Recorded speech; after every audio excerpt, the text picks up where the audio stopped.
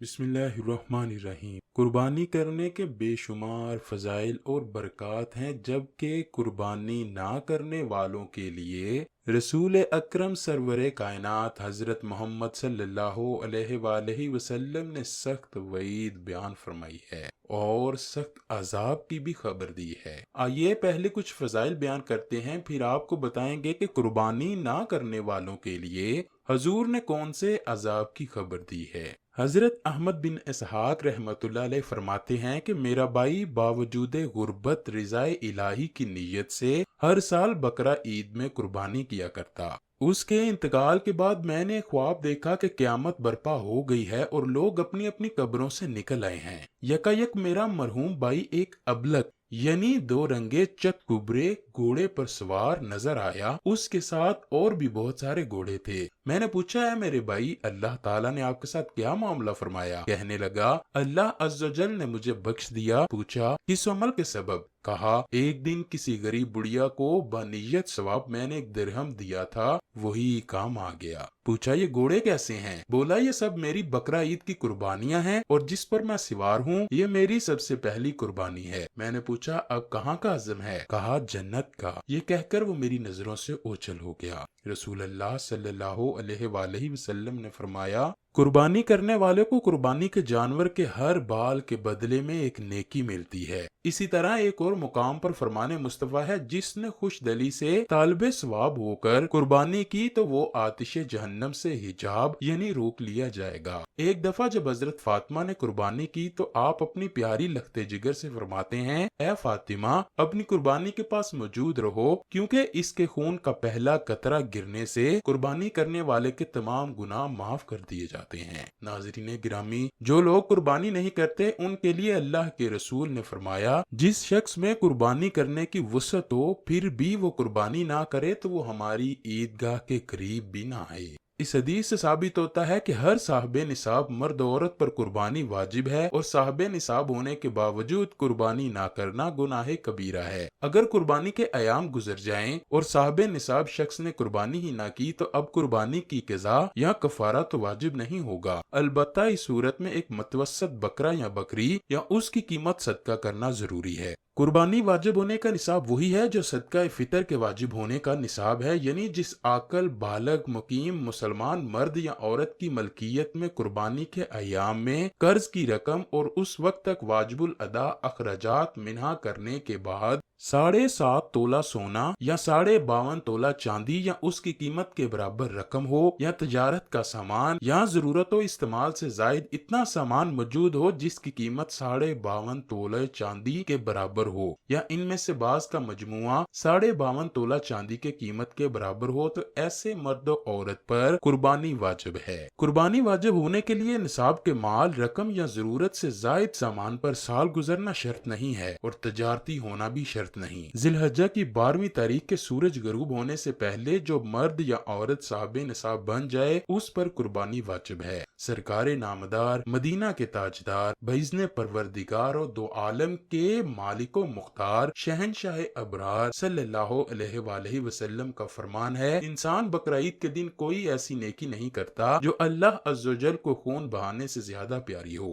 یہ قربانی قیامت میں اپنے سینگوں، بالوں اور کھروں کے ساتھ آئے گی اور قربانی کا خون زمین پر گرنے سے پہلے اللہ کے ہاں قبول ہو جاتا ہے، لہٰذا خوش دلی سے قربانی کرو۔ قربانی کرتے وقت زبان سے نیت کرنا ضروری نہیں، صرف دل ہی میں قربانی کے لیے نیت کر لینا کافی ہے۔ اس کے بعد ذبح کرنے سے پہلے مسنون دعا پڑھنے کا مقصد صرف اور صرف اللہ کی رضا ہو اور عبادت کے خیال سے ذبح کرے، گوشت کھانے والوں کو دکھانے کی طرف سے ذبح نہ کرے۔ قربانی کے جانور کو اپنے ہاتھ سے ذبح کرنا بہت زیادہ افضل ہے۔ اگر بندہ اپنے قربانی کے جانور کو خود ذبح نہ کر سکتا ہو تو قربانی دینے والے کو چاہیے کہ کسی اور سے قربانی کا جانور ذبح کروائے۔ قربانی صرف گوشت کھانے کی نیت سے نہ کی جائے، لیکن قربانی کا جانور ذبح کرتے وقت قربانی کے جانور کے سامنے کھڑا رہے، وہ جانور کے سامنے کھڑا ہو کر تکبیر پڑھتا رہے تاکہ جانور کو ذبح کرنے والا خود بھی قبلہ رخ ہو کر مسنون دعا پڑھے، پھر اللہ کا نام لے کر سنت کے طریقے کے مطابق حلقوم یعنی سانس کی نالی اور خون کی رگیں اچھی طرح کاٹ دی جائیں۔ ذبح کرتے وقت اس بات کو پورا اہتمام کیا جائے تاکہ جانور کو ذبح کرتے ہوئے کم سے کم تکلیف ہو۔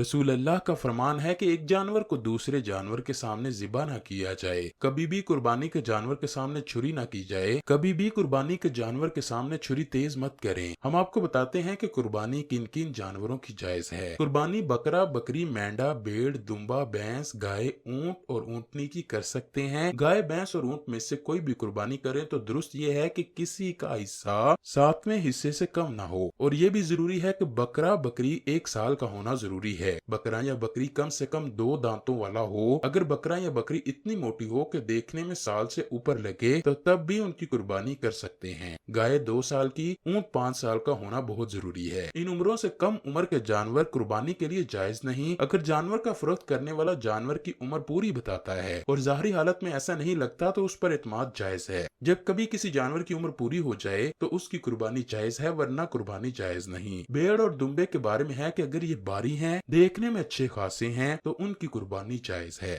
खाली जानवरों के दांत देखकर भी फैसला करना ठीक नहीं, उनकी उम्र जानना भी बहुत जरूरी है। अगर किसी जानवर को जिस्मानी दाग या उसको कोई बीमारी हो, वो अंधा हो चुका हो, उसके दांत टूट चुके हों, तो ऐसे दागी जानवर की कुर्बानी जायज नहीं। अगर किसी जानवर की एक टांग खराब है तो उसकी भी कुर्बानी जायज नहीं। अगर जानवर बहुत ज्यादा कमजोर है और उसके जिस्म पर मांस ही ना हो तो उसकी कुर्बानी जायज नहीं। कुर्बानी का जानवर करते वक्त इस बात का ख्याल रखा जाए कि जो जानवर हम खरीद रहे हैं या फिर हमने घर में पाला है वो देखने में सेहतमंद लगता है। जानवर जितना भी सेहतमंद होगा उसकी कुर्बानी उतनी ही प्यारी होगी। जिस जानवर के पैदाइशी तौर पर कान ना हो उसकी भी कुर्बानी जायज नहीं। कुर्बानी करते वक्त जानवर के कान भी अच्छी तरह चेक करने चाहिए कि कान छोटे हों तो कुर्बानी होती है। अगर किसी गाय या भैंस का अगर थन खुश्क हो जाए और उसमें दूध आता हो तो उसकी कुर्बानी जायज है। अगर थन से दूध ही खत्म हो जाए तो उसकी कुर्बानी जायज नहीं। अगर कोई जानवर सही सलामत था और उस जानवर में कोई ऐब पैदा हो गया है तो कुर्बानी देने वाले के पास कोई और रकम मौजूद नहीं तो ऐब वाले जानवर की कुर्बानी कर सकता है।